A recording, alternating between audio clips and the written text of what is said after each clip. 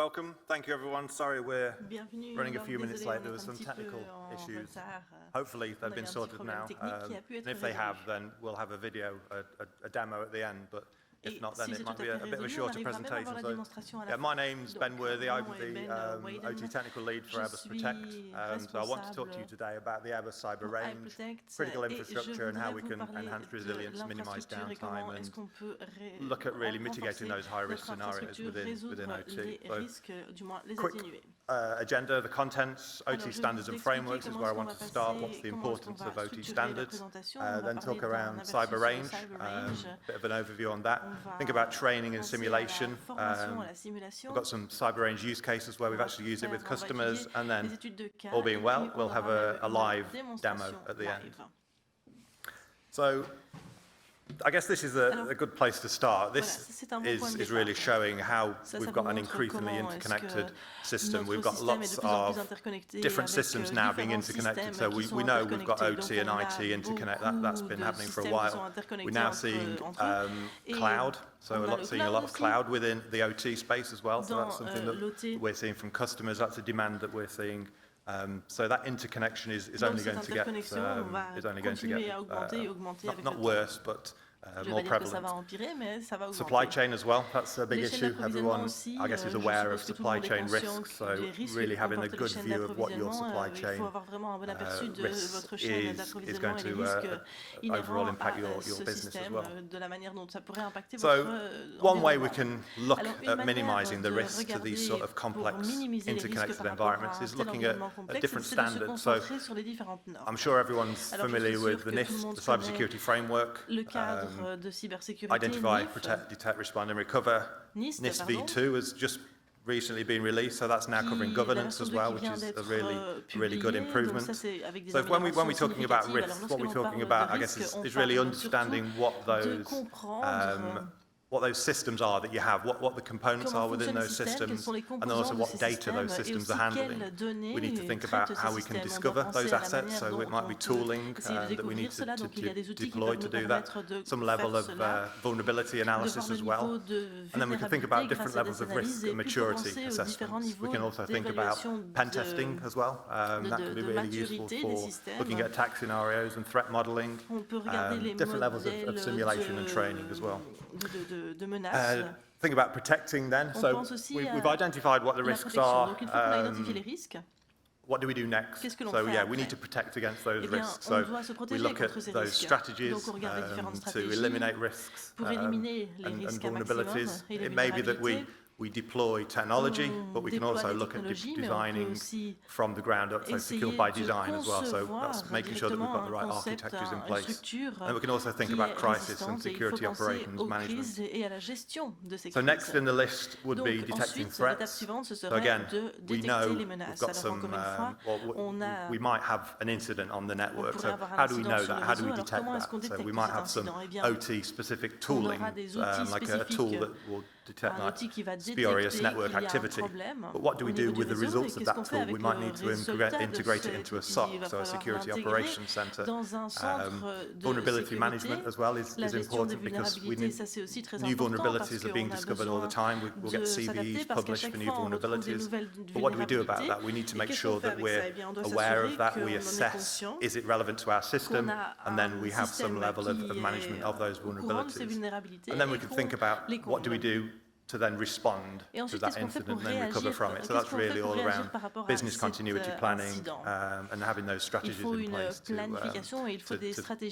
be ready to answer when that situation occurs. So, yeah, that's all, I guess, fairly well understood. Certainly from a NIST CSF, cybersecurity framework point of view, that's not OT specific. But if we then apply the NIST SP 882, which is, I guess, guidance specifically for OT systems, then we can make that framework very much OT specific.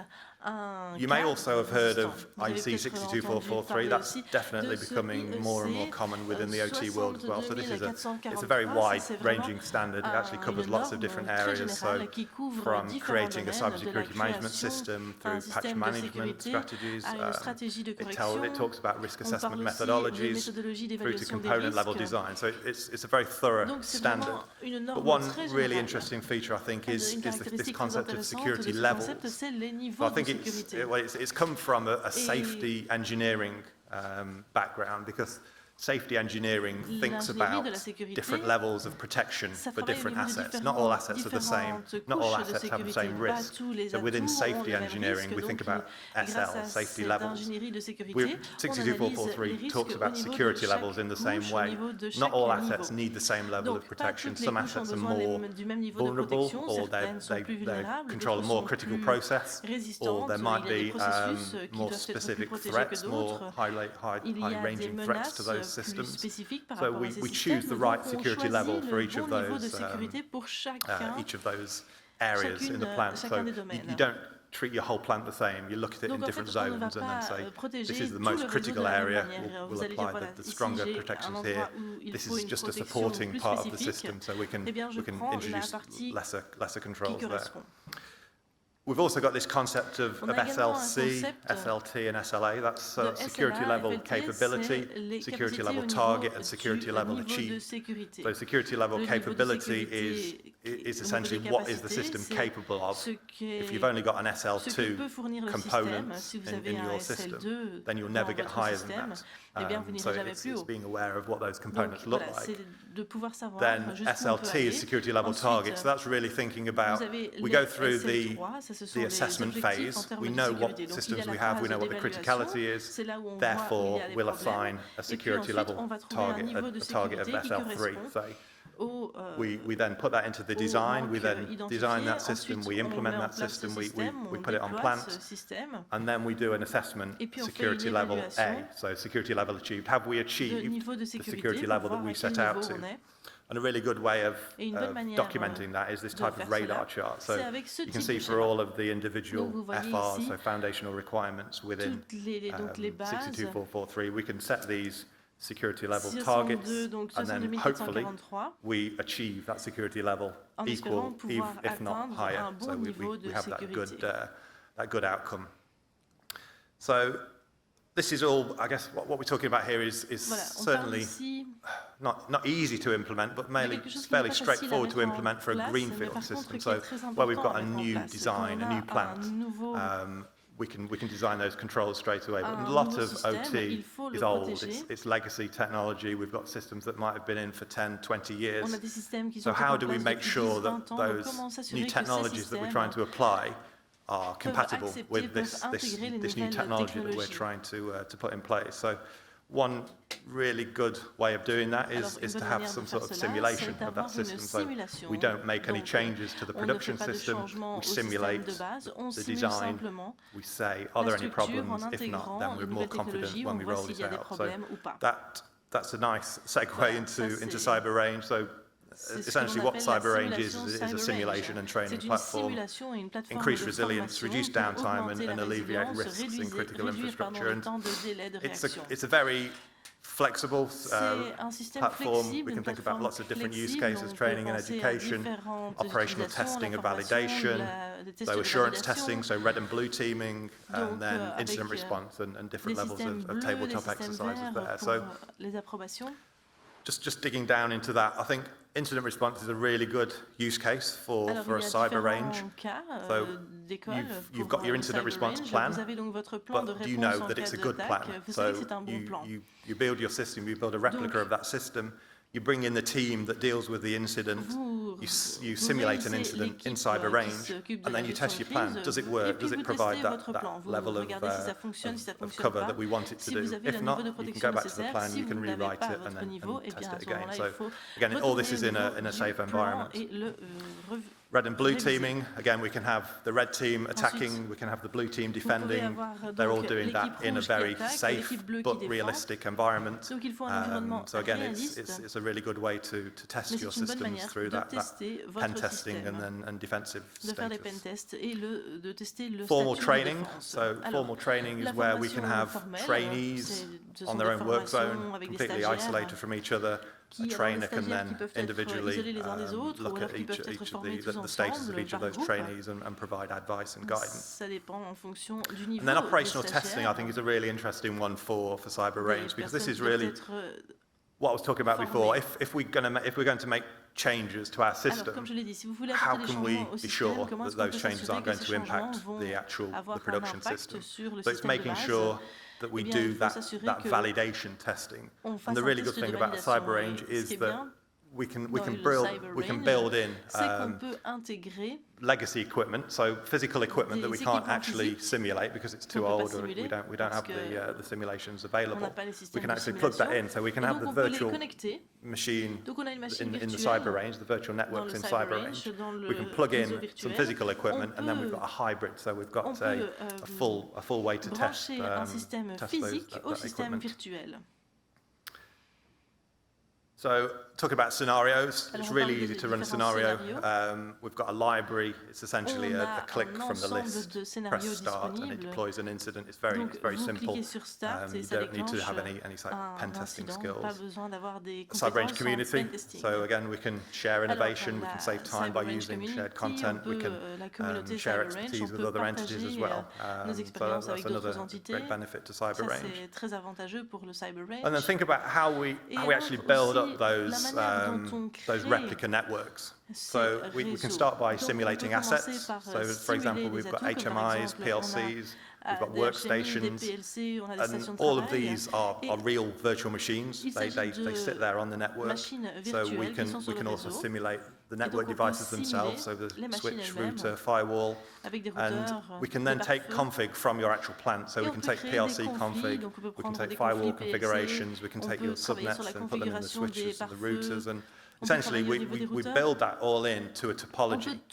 We can build it into like a Purdue model, so from level 0 up, if that's how your system is designed. So as close as possible, we can replicate what you have on plant.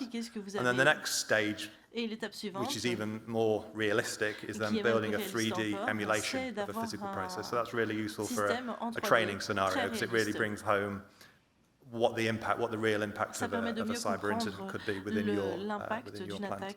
Cybernétique sur votre entreprise. So let's look at some use cases here. So this is the first one. So this is a real test that we did with a customer. A customer came to us, a CyberRange customer. They wanted to do some verification testing on one of these ISO 100 plant network. So it's an instrumentation network that sits on an industrial plant. So they had 3 objectives, so to validate the use of wireless protocol and a secure configuration and give them the assurance that it was the right thing to do.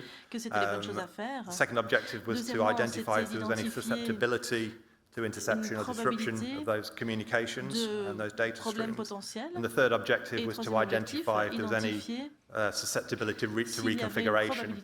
So again, what we did, we built a virtual network within CyberRange, then we took the physical, the actual wireless devices, the gateways and so on, and actually connected them into the CyberRange. And then we had a full system that we could test. So we went through these tests, we generated noise to try and jam the wireless devices, we tried to intercept traffic and modify data in transit and so on, going through these tests to provide that stress testing, if you like. On a fait des stress tests, en fait, en quelque sorte. Yeah, the outcome is we can provide a report to customers to say, yeah, this is what we found, we've got some suggestions in terms of improvements, but if you do that, you can be confident that it's the right thing to do. And again, all this is done in a safe environment. There's no risk to your plant by deploying systems that you've not fully tested. Second would be a use case on a SCADA system. So similar to the previous one, we built a virtual network, we plugged in a gateway with a thin client, so an actual thin client, and the scenarios that they wanted to look at were, could an attacker gain remote access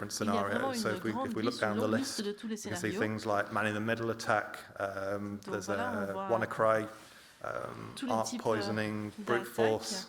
What else have we got? DNS spoofing. On a une attaque DNS. You name it, it'll be there. Bref, il y a Intent scan is what we want to do today. So all you do, you click on intent scan, you click on your attacker machine, so you say this is where I want to launch the attack from. Simple as that. You say where do we want to, or what do we want to scan? We want to scan this network. So we want to scan the whole network, see what we can see. And that's it. All we need to do then is click start, and then that runs those same Nmap commands, but it does that intent scan just from an automated point of view. So again, thinking from the point of view of an attacker, they would then look at the output. So what's this intent scan told us? So they would say, okay, there might be something interesting in there. So I'll have a look down this list.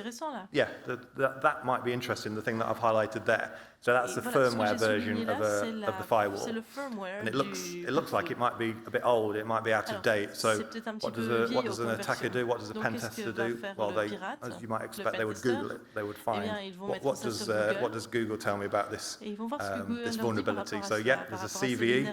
It's a buffer overflow in this case. And it's well documented. There's already an exploit for it in Metasploit. So we don't even need to do any coding. It's already configured within the toolset that we've got. So the attacker goes back to his machine, goes onto the console, just clears that down, and then you can run that Metasploit exploit. So then we run some movie magic, some script. So this is cross-site scripting, dumping the database. So movie magic, but then we'll look at the real commands. So yeah. It's running through those exploit commands. And at the end there, I don't know if you can see that detail. We're root now. We've got control of this firewall because that exploit has allowed us to do that. So essentially, we own that firewall now. We can do what we want with it. So next thing, what do we want to do? We can now see other networks, things that weren't visible to us before because we've got access onto the firewall. So we can see that, that's the network we had before, but there's others in there as well now. So we run a command. What that's going to do now is just essentially flatten the network. So instead of a firewall, this is essentially a router. So we've got full access to all of those networks within the topology now. So what we can do next is look at what can we see. So yeah, we can now see lots more than we could before. We could only see that first network. We can now see an engineering workstation, a PLC, ICS core. At the top here, we've got an operator workstation. So our attacker goes onto that operator workstation because he's got the access now. And yeah, you can see what we've got here is a critical part of the OT network. So it controls the pump bank. So it's essentially the part of the power station that provides the cooling. It circulates the cooling water. And there are three pumps. There are three sets of pumps. So you've got duty and standby pumps to give resiliency. But these are big pumps. They're big pieces of machinery. So they should only cycle once per day, once every 24 hours. Anything quicker than that would damage them.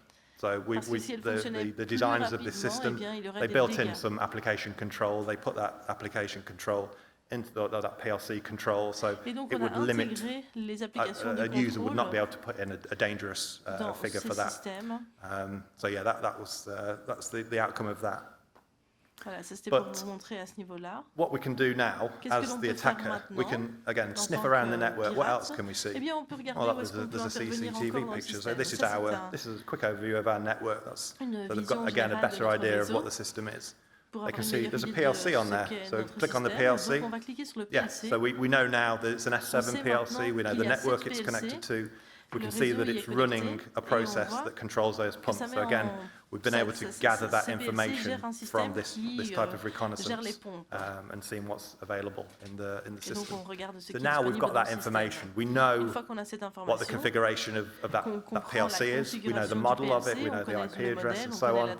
We can use that information. We've already got libraries. So back to thinking like the attacker. We go back to our tools. We've already got an S7 in our library, an S7 exploit. So we run that.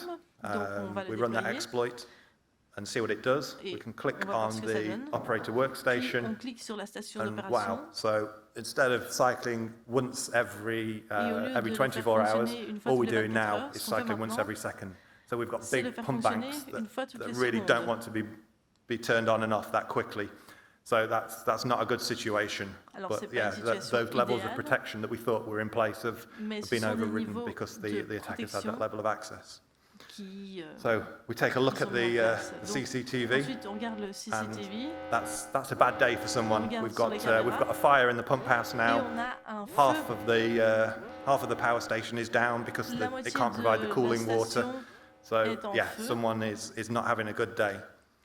So you can see along the list of parameters at the top, we can configure those parameters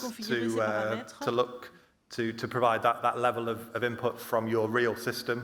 So we would do a business impact analysis of your system as part of that risk assessment and really understand if you were to lose half of the power station, if you were to lose those pumps, what would that mean in actual financial value? So we can configure that, and then you can see that number is accumulating at the top. And so again, in a training scenario, that really provides a great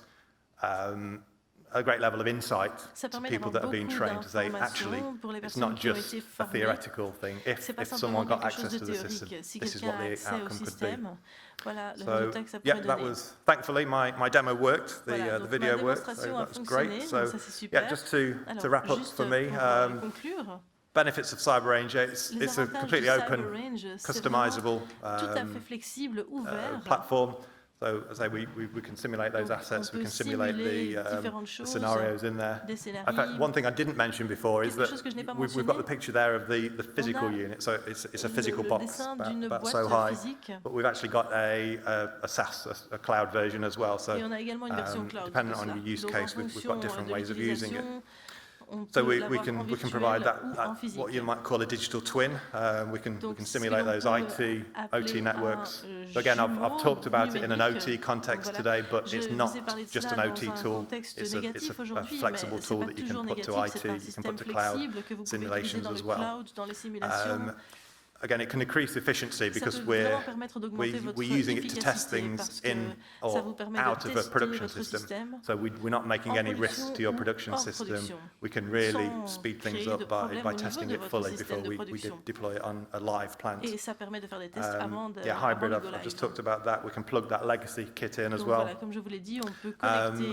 Community, so we can share information within that community, and we can have those different use cases and multi-users as well. So lots of people can actually log onto a CyberRange. You can give them all separate work zones, so they're all completely separate, but they can all work on the same CyberRange. So that was my talk today. Thank you for listening. My LinkedIn is on that QR. There's a link to QR code to contact Airbus Protect as well. So thank you for your time today.